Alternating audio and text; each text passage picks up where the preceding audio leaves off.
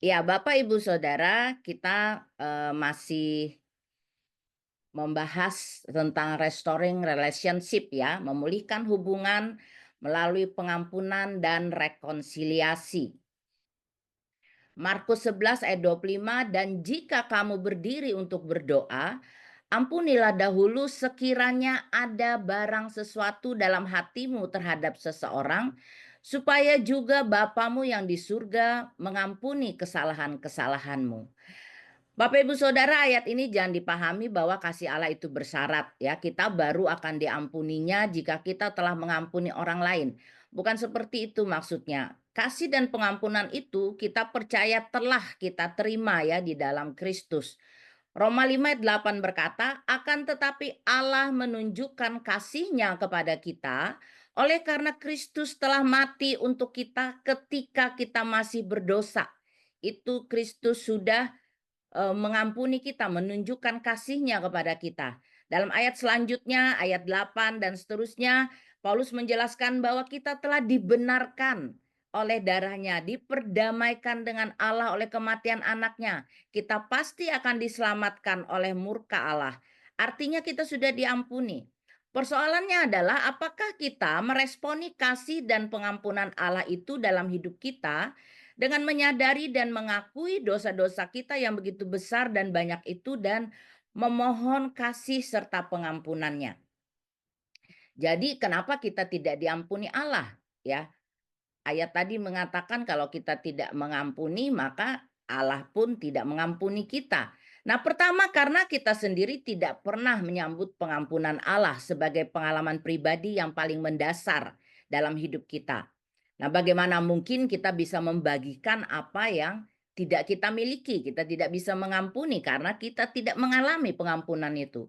Yang kedua, seperti kita baca di Matius 18 ayat 21 sampai 35, Bapak Ibu Saudara nanti bisa baca di rumah. Yesus memberikan perumpamaan tentang seorang raja yang hendak mengadakan perhitungan dengan hamba-hambanya. Ada seorang hamba yang berhutang 10.000 talenta. Zaman itu satu talenta itu setara dengan 23,9 tahun upah harian pekerja. Berarti 10.000 talenta itu setara dengan 239.000 tahun upah harian pekerja. Karena hamba ini tidak dapat membayar hutangnya, raja itu memerintahkan agar ia dijual beserta anak, istri, dan segala miliknya untuk membayar hutangnya. Hamba itu lalu sujud menyembah raja dan memohon, sabarlah ya raja, segala hutangku akan aku lunasi. Nah, sekalipun raja tahu bahwa hamba ini tidak bakalan bisa melunasi utangnya, bahkan sampai sekian keturunan pun belum tentu lunas, tapi raja ini tergerak hatinya oleh belas kasihan sehingga ia membebaskan hamba ini dan menghapus utangnya. Tapi ketika ia keluar, ia bertemu dengan kawannya yang berhutang 100 dinar. Ya, 100 dinar itu sama dengan upah 100 hari kerja. Sangat jauh perbandingannya dengan utang dia yang sudah dibebaskan oleh raja. Ia tangkap, dia cekek temannya itu dan dia tuntut agar temannya itu membayar hutangnya. Nah, temannya ini sujud dan memohon kepadanya supaya ia bersabar karena dia pasti akan lunasi, tapi hamba ini menolak dan menyerahkan temannya ini ke dalam penjara sampai ia melunasi hutangnya. Nah, perbuatan hamba ini didengar oleh raja sehingga raja murka. Raja menyebut dia sebagai hamba yang jahat. Lalu menyerahkan dia kepada algojo sampai dia melunasi utangnya. Di ayat 35 Yesus berkata, maka Bapakku yang di surga akan berbuat demikian juga terhadap kamu. Apabila kamu masing-masing tidak mengampuni saudaramu dengan segenap hatimu. Dari cerita ini Bapak Ibu Saudara kita belajar mengapa kita tidak diampuni Allah. Karena kita sudah mengalami atau menerima pengampunan Allah itu, tapi kita tidak menyalurkannya kepada orang lain. Kita menahan pengampunan itu. Kita sombong, kita merasa lebih tinggi dari sang raja. Kita tidak memiliki belas kasihan seperti raja kita. Itu yang membuat raja marah dan mengizinkan kita dikuasai oleh algojo yang menyiksa kita. Jadi sekali lagi, janganlah kita berpikir bahwa kita baru diampuni Tuhan jika kita mengampuni sesama dulu. Allah telah terlebih dahulu mengampuni kita, bukan karena perbuatan baik kita, tapi karena kasih-Nya. Kasih itu adalah karakter Allah. Tapi ketika kita tidak bersedia mengampuni sesama kita, sama dengan kita tidak menghargai atau menolak kasih dan pengampunan Allah. Kita sendiri yang memilih berada di luar kasih dan pengampunan Allah itu. Nah, sekalipun kita tahu kebenaran, jika kita tidak mengampuni, kita akan berada di luar kasih dan pengampunan Allah. Namun sejujurnya banyak di antara orang Kristen, termasuk saya dulu, yang susah untuk mengampuni. Nah, saya rindu pagi ini Bapak Ibu Saudara berbagi dengan kita semua tentang bagaimana kita dapat mengampuni dengan lebih mudah.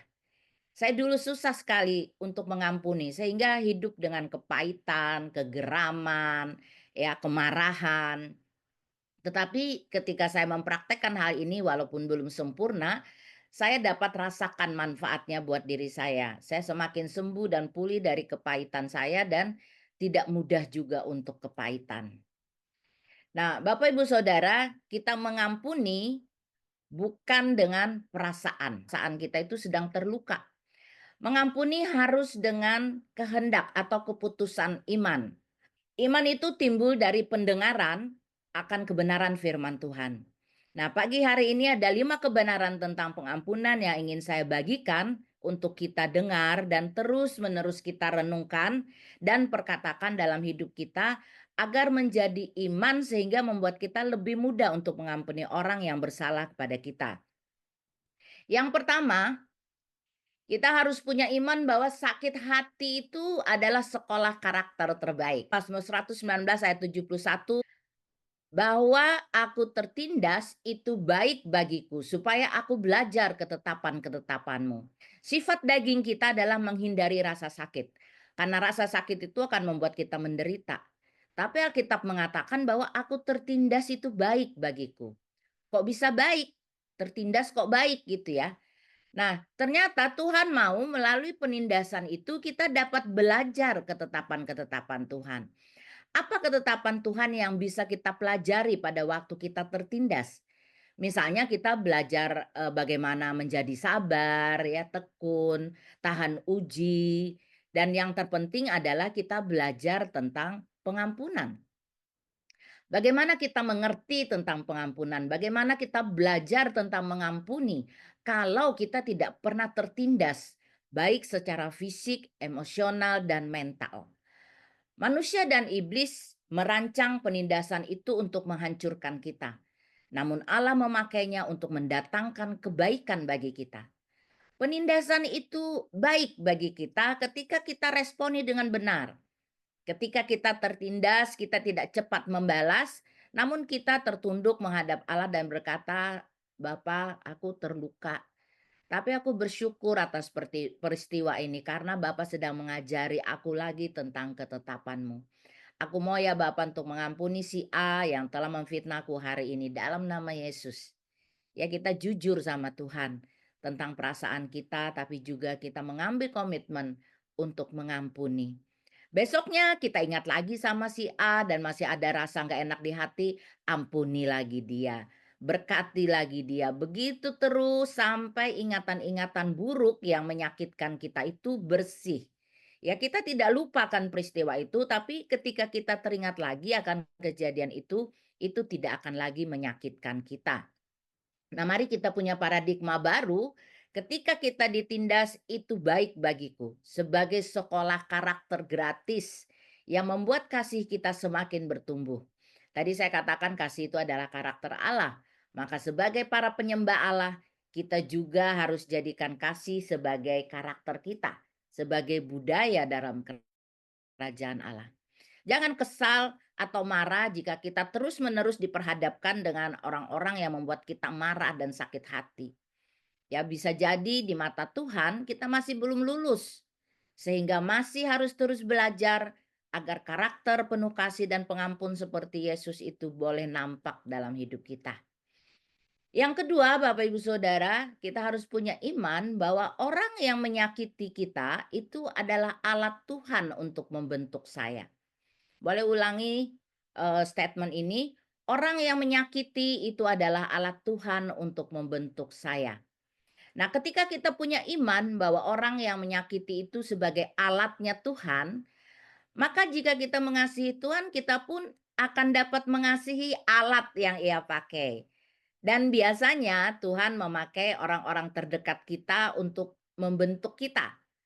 Ya, dia tidak pakai orang yang jauh, misalnya, saya diproses Tuhan sama Pak Handri misalnya terlalu jauh ya di Amerika sana ya, nggak setiap hari ketemu.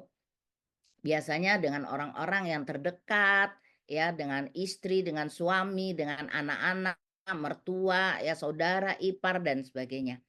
Nah, Amsal 27 ayat 17 berkata, "Besi menajamkan besi, orang menajamkan sesamanya." Ya kita lihat gambar ini ya, kenapa bisa saling menajamkan? Karena dekat, bisa bergesekan. Nah, kalau kita benci sama alat yang dipakai Tuhan, itu sama dengan kita tidak menghormati kedaulatan Tuhan. Jadi belajar bersyukur saja dan belajar mempercayai Tuhan lebih lagi kalau Tuhan itu sangat mengasihi kita. Orang yang menyakiti kita itu adalah alat Tuhan untuk membentuk kita menjadi lebih baik. Iman seperti ini akan membuat kita dapat mengampuninya. Yang ketiga, iman apa yang harus kita miliki yaitu belas kasihan versus penghakiman ya. Yakobus 2 ayat 13. Sebab penghakiman yang tak berbelas kasihan akan berlaku atas orang yang tidak berbelas kasihan. Tetapi belas kasihan akan menang atas penghakiman. Orang yang menyakiti kita sebetulnya adalah orang yang butuh perhatian atau butuh pemulihan. Ya, kemarin beberapa waktu lalu Pak Nus bilang ya, orang yang terluka itu cenderung melukai orang lain. Jadi orang yang menyakiti kita itu sebetulnya dia butuh pemulihan gitu ya. Jadi berbelas kasihanlah sama dia. Dia cenderung melukai orang lain dengan perkataan dan tindakannya karena banyak luka atau trauma yang belum sembuh-sembuh di hidupnya. Tidak perlu kita hakimi tapi berbelas kasihanlah. Jika kita tidak berbelas kasihan, kita akan dihakimi tanpa belas kasihan. Ya belas kasihan akan membuat kita dapat mengampuni dia. Dari cerita Yesus tentang perumpamaan pengampunan itu, raja itu mengampuni hamba yang utangnya banyak banget itu karena belas kasihan, ya. Walaupun dia tahu ini hamba tidak dapat melunasi utangnya, tapi karena belas kasihan, ya, bukan karena penghakiman.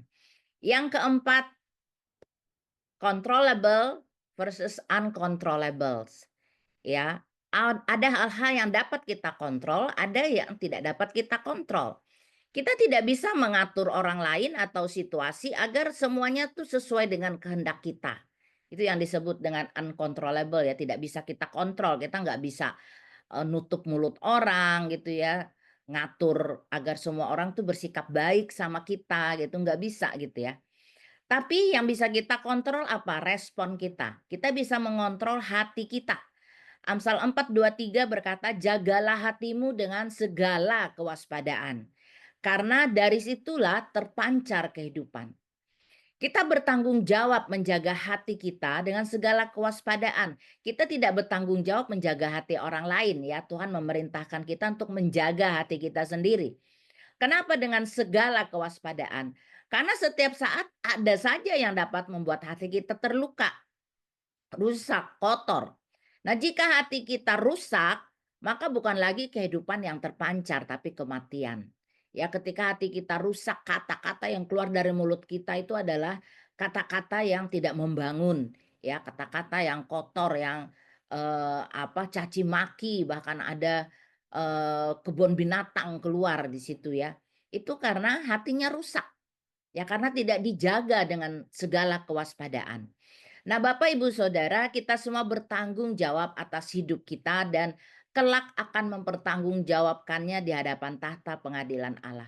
Bertanggung jawablah atas apa yang dapat kita kontrol dan lepaskan tanggung jawab atas apa yang tidak dapat kita kontrol. Itu akan membuat hidup kita lebih mudah.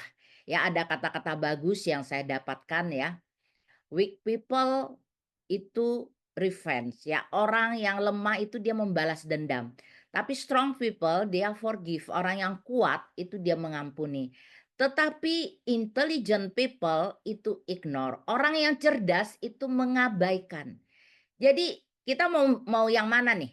Ya, saya memilih jadi orang yang strong dan orang yang intelligent gitu ya.